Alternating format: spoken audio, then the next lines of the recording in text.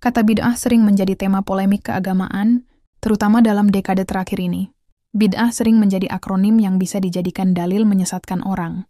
Tentu saja sebaliknya, orang yang sering melontarkan bid'ah sering juga menjadi bulan-bulanan dari kelompok masyarakat Muslim tradisional yang membuka lebar kehadiran budaya-budaya lokal dalam mendandani praktek keagamaan. Perdebatan bid'ah dan non-bid'ah ini sebaiknya tidak perlu diperpanjang karena menyedot energi umat. Sudah sewajarnya, MUI lebih tanggap untuk mengklarifikasi praktek-praktek keagamaan yang sering dinilai bid'ah. Jika memang itu bid'ah atau tidak bid'ah, secepatnya diberikan klarifikasi. Inilah salah satu fungsi MUI, memberikan ketentraman dan ketenangan umat dalam menjalankan ibadahnya. Apa sesungguhnya yang dimaksud bid'ah?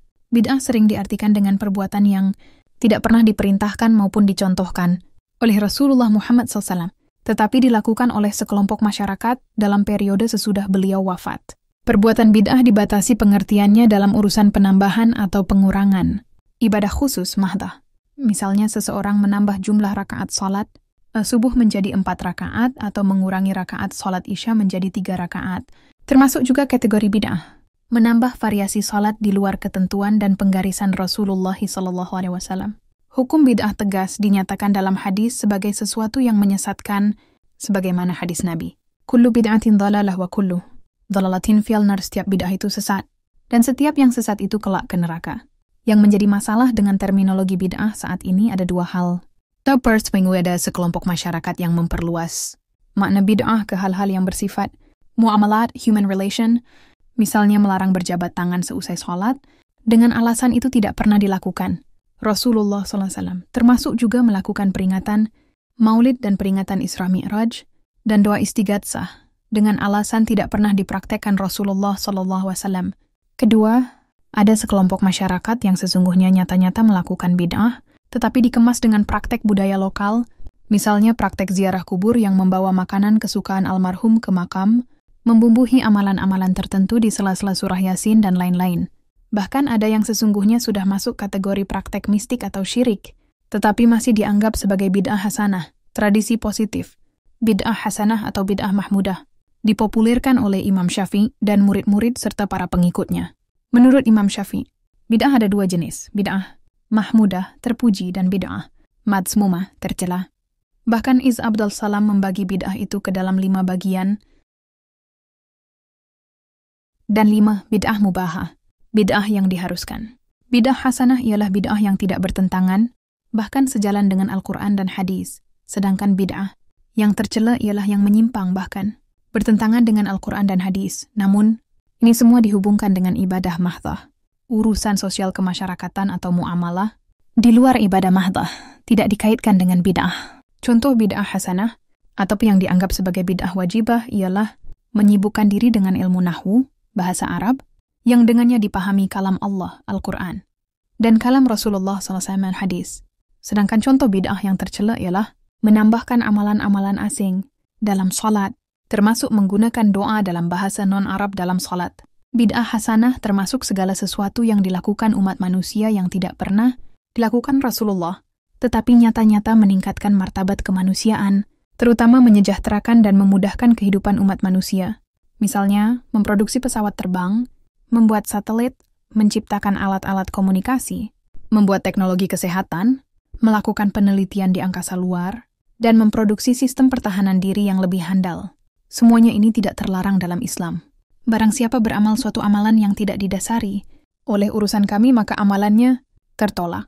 Maka hadits tersebut menunjukkan bahwa segala yang diada-adakan dalam ad-din Islam adalah bid'ah, dan setiap bid'ah adalah sesat dan tertolak. Artinya bahwa bid'ah di dalam ibadah dan akidah itu hukumnya haram. Tetapi pengharaman tersebut tergantung pada bentuk bid'ahnya. Ada di antaranya yang menyebabkan kafir, kekufuran, seperti tawaf mengelilingi kuburan untuk mendekatkan diri kepada ahli kubur, mempersembahkan sembelihan dan nazar-nazar kepada kuburan-kuburan itu, berdoa kepada ahli kubur dan minta pertolongan kepada mereka, dan seterusnya. Begitu juga bid'ah seperti bid'ahnya perkataan-perkataan orang-orang yang melampaui batas dari golongan Jahmiyah dan Mu'tazilah. Ada juga bid'ah yang merupakan sarana menuju kesyirikan, seperti membangun bangunan di atas kubur, salat berdoa di sisinya. Ada juga bid'ah yang merupakan fasik secara akidah sebagaimana halnya bid'ah Khawarij, Qadariyah dan Murji'ah, dalam perkataan-perkataan mereka dan keyakinan Al-Quran dan As-Sunnah. Dan ada juga bid'ah yang merupakan maksiat seperti bid'ahnya orang yang beribadah yang keluar dari batas-batas sunnah Rasulullah Shallallahu Alaihi Wasallam dan Syam yang dengan berdiri di terik matahari, juga memotong tempat sperma dengan tujuan menghentikan syahwat jima bersetubuh, kharatan. Orang yang membagi bid'ah menjadi bid'ah hasanah, baik, dan bid'ah syaiyah, jelek. Ia adalah salah dan menyelesaikan sabda Rasulullah Shallallahu Alaihi Wasallam.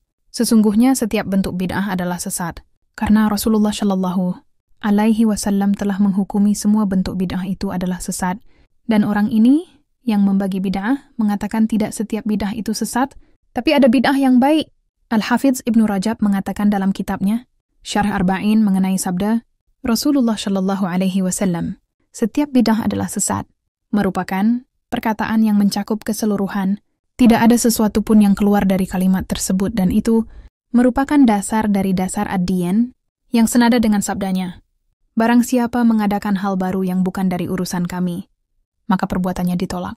Jadi setiap orang yang mengada-ada sesuatu kemudian menisbahkannya kepada ad-diyan, padahal tidak ada dasarnya dalam ad-diyan sebagai rujukannya, maka orang itu sesat dan Islam berlepas diri darinya, baik pada masalah-masalah akidah, perbuatan atau perkataan-perkataan, baik lahir maupun batin. Dan mereka itu tidak mempunyai dalil atas apa yang mereka katakan bahwa bid'ah itu ada yang baik, kecuali perkataan sahabat Umar radhiyallahu anhu pada salat tarawih. Sebaik-baik bid'ah adalah ini. Juga mereka berkata, sesungguhnya telah ada hal-hal baru pada Islam ini yang tidak diingkari oleh ulama salaf, seperti mengumpulkan Al-Quran menjadi satu kitab, juga penulisan hadits dan penyusunannya. Adapun jawaban terhadap mereka adalah bahwa sesungguhnya masalah-masalah ini ada rujukannya dalam syariat, jadi bukan diada-adakan. Dan ucapan Umar radhiyallahu anhu, sebaik-baik bid'ah adalah ini, maksudnya adalah bid'ah menurut bahasa dan bukan bid'ah menurut syariat. Apa saja yang ada dalilnya dalam syariat sebagai rujukannya jika dikatakan itu bid'ah, maksudnya adalah bid'ah menurut arti bahasa, bukan menurut syariat, karena bid'ah menurut syariat itu tidak ada dasarnya dalam syariat sebagai rujukannya. Dan pengumpulan Al-Quran dalam satu kitab ada rujukannya dalam syariat karena Nabi Shallallahu Alaihi Wasallam telah memerintahkan penulisan Al-Quran, tapi penulisannya masih terpisah-pisah, maka dikumpulkan oleh para sahabat radhiyallahu anhum pada satu mushaf menjadi satu mushaf untuk menjaga keutuhannya.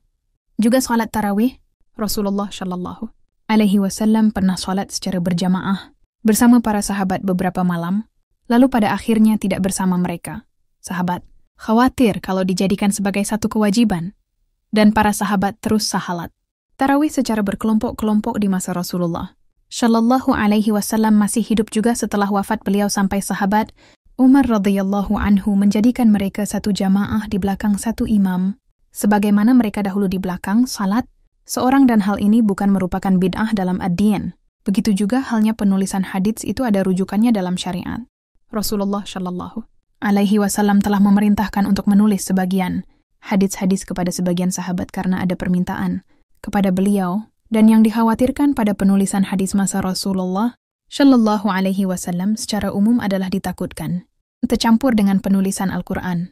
Ketika Rasulullah Shallallahu Alaihi Wasallam telah wafat, hilanglah kekhawatiran tersebut, sebab Al-Quran sudah sempurna dan telah disesuaikan sebelum wafat Rasulullah Shallallahu Alaihi Wasallam. Maka setelah itu kaum muslimin mengumpulkan hadits-hadits Rasulullah Shallallahu Alaihi Wasallam sebagai usaha untuk menjaga agar supaya tidak hilang. Semoga Allah Ta'ala memberi balasan yang baik kepada mereka semua, karena mereka telah menjaga kitab Allah dan sunnah Nabi mereka Shallallahu Alaihi Wasallam agar tidak kehilangan dan tidak rancu akibat ulah perbuatan orang-orang yang selalu tidak bertanggung jawab, bid'ah atau yang juga disebut dengan broken. Heaven ini merupakan drama Malaysia yang bisa kamu saksikan di View mulai 6 Maret 2025. Drama yang ditulis sekaligus disutradarai oleh Eli Suryati ini berjumlah total 15 episode dengan masing-masing episode berdurasi 30 menit. Untuk kamu yang suka nonton drama ringan, maka Bid'ah cocok untuk disaksikan. Selain memiliki alur cerita yang tidak terlalu rumit dan cukup mudah untuk dipahami, drama Bid'ah juga dibintangi oleh sederet aktor dan aktris berbakat dari Malaysia, seperti Faizal Hussein, Fatah Amin, dan Riana Diana sebagai pemeran utama.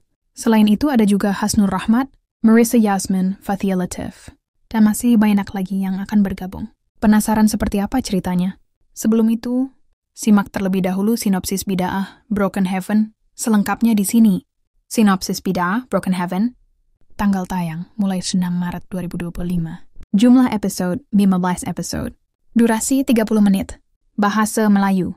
Nonton streaming download Bid'ah Broken Heaven sub Indo di View, drama Malaysia Bid'ah Broken Heaven, tayang di View pada 9 Maret 2025. Selain itu, saksikan juga drama Korea dan drama Asia lainnya hanya di View lengkap dengan sub Indo. Jangan lewatkan untuk nonton streaming atau download Bid'ah Broken Heaven. Sub Indo hanya di View sekarang.